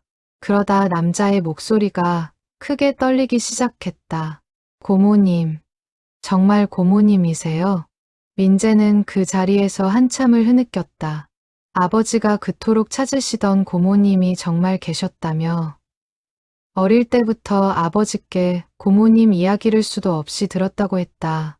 언젠가 꼭 만나게 될 거라고. 아버지는 늘 그렇게 말씀하셨다는 것이다. 영욱은 수화기를 두 손으로 감싸쥔 채 조카의 목소리에 담긴 그리움을 온몸으로 느꼈다. 얼굴 한 번 본 적 없는 조카였지만 그 목소리에서는 이미 오빠의 흔적이 느껴졌다. 민재는 잠시 마음을 가다듬은 뒤 말을 이었다. 사실 그는 어릴 때 아버지를 잘 이해하지 못했다고 했다. 매년 10월이면 하루 이틀씩 어디를 다녀오시는지도 몰랐고 그저 아버지만의 비밀스러운 여행이라 생각했다는 것이다. 철이 들고서야 아버지께 그 사연을 들었고 그때부터 몇 번 그 길을 함께 다녔다고 했다.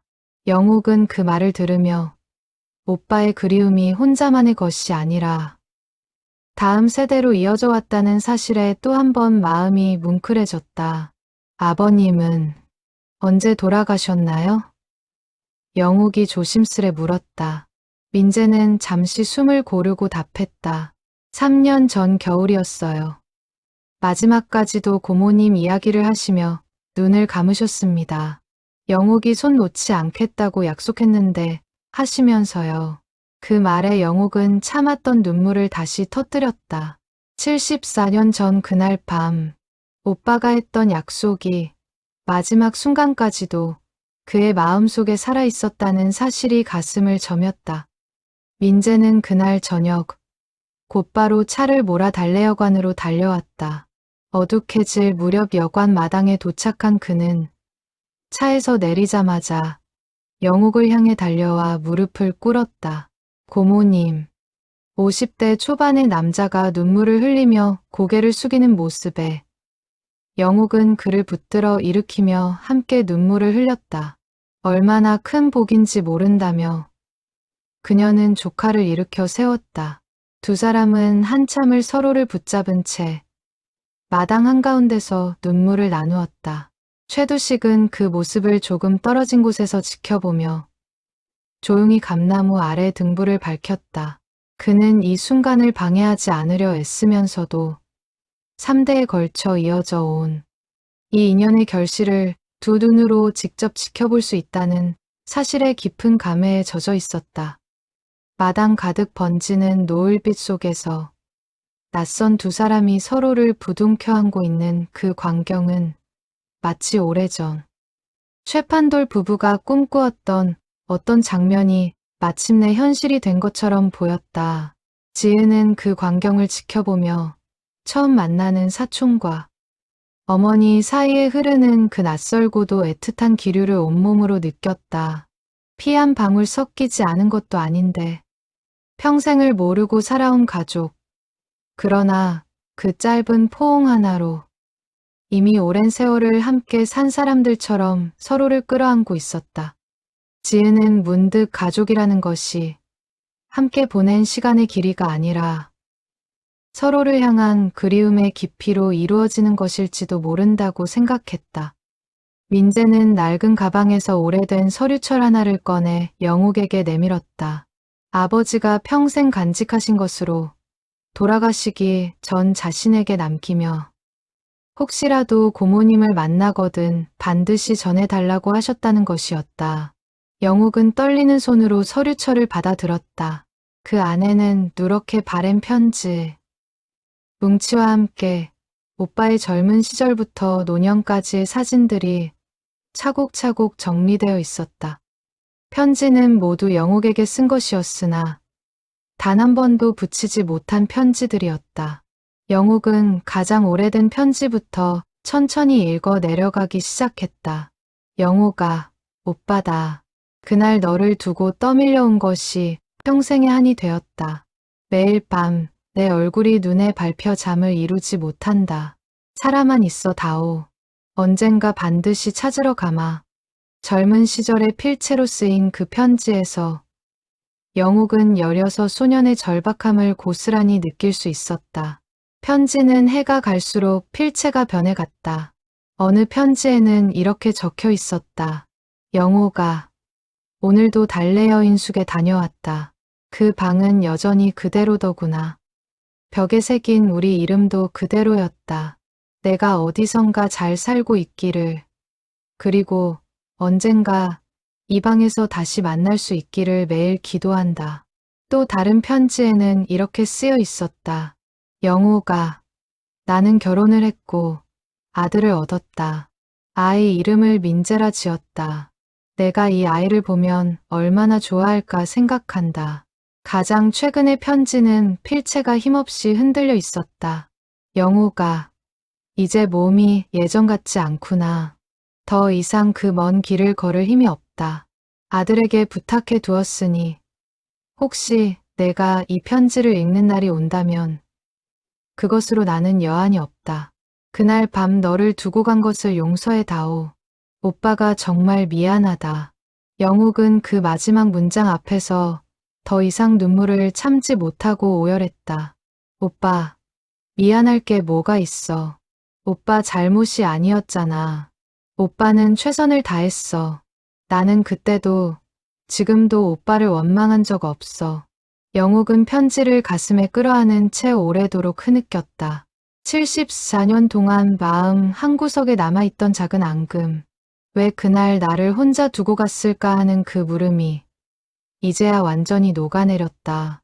오빠 역시 평생 같은 죄책감을 짊어지고 살아왔다는 것을 영옥은 이제야 온전히 알게 되었다. 민재는 그런 고모의 모습을 보며 조용히 눈물을 훔쳤다. 아버지도 살아 계셨더라면 고모님의 그 말씀을 꼭 듣고 싶어 하셨을 거라며 평생 스스로를 용서하지 못하고 사셨다고 했다. 어머니가 돌아가신 뒤에도 아버지는 늘 밤이면 혼자 마당에 나가 앉아 계셨는데 그게 무슨 의미인지 그때는 몰랐지만 이제는 알 것 같다고 민재는 말했다. 영옥은 민재의 손을 꼭 잡으며 말했다. 그 마음, 이제 내가 대신 풀어줄게. 오빠는 이제 편히 쉬어도 돼. 민재는 조심스레 마지막 사진 한 장을 꺼내 보였다. 백발이 성성한 노인이 셋째 칸 방문 앞에 앉아 벽을 향해 손을 뻗고 있는 모습이었다. 아버지가 돌아가시기 한 해 전 마지막으로 이곳에 오셨을 때 몰래 찍은 사진이라고 했다. 영옥은 그 사진 속 오빠의 얼굴을 오래도록 들여다보았다. 늙었지만 다정한 눈빛은 16 소년의 그것과 조금도 다르지 않았다. 마침내 74년의 기다림이 그 사진 한 장 안에서 완성되고 있었다. 영옥은 사진을 가슴에 꼭 품었다. 그러고는 조용히 눈을 감고 오빠의 마지막 순간을 마음속으로 그려보았다. 낯선 병실이 아니라 이 방에서 마지막 숨을 거두었으면 얼마나 좋았을까 하는 부질없는 생각도 스쳤다. 그러나 이내 영옥은 고개를 저었다. 오빠는 이미 이 방에, 이 벽에, 그리고 이 상자 속 편지들 안에 자신의 마음을 온전히 남겨두고 떠난 것이었다. 그것으로 충분했다. 몸은 떠났어도 마음은 단 하루도 이 방을 떠난 적이 없었다. 민재는 마지막으로 작은 나무 조각 하나를 꺼내 보였다. 손바닥만 한 크기의 그 조각에는 서툰 솜씨로 깎은 감나무 모양이 새겨져 있었다. 아버지가 손수 깎아 늘 책상 위에 두고 계셨던 것으로.